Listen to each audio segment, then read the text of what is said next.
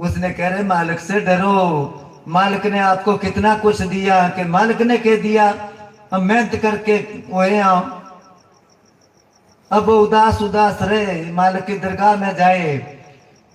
परमात्मा को सुबह से लेकर शाम तक गाली दो, बुरा नहीं मनाता किसी का। अगर उनके भक्तों को कोई तंग करता तो फिर बर्दाश्त नहीं करता मालिक। उससे पूछे बात क्या है, उदास रहता है कि कोई बात नहीं, के बताए। अब वो तो जाने जान थे। आखिर को एक दिन कहने लगा जी मेरे को चाहे कुछ कह दे, वो आपको चैलेंज करते हैं कि बुला तेरा परमात्मा का है, लड़ ले हमारे साथ।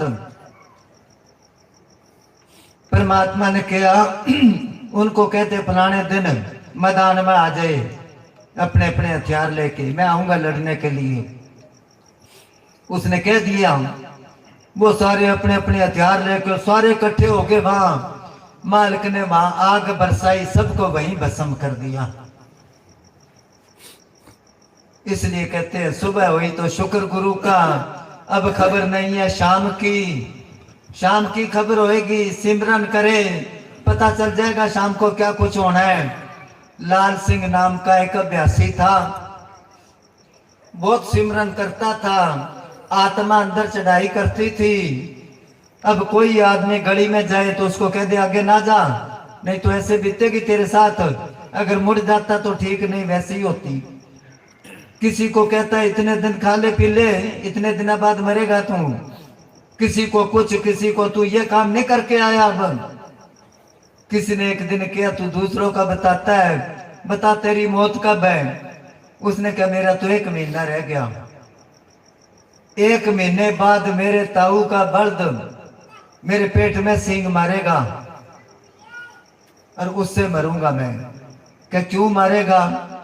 कब वो पिछले जन्म में सुनार था और मैं उसके पेट में बाला मार के उसको लूटा था।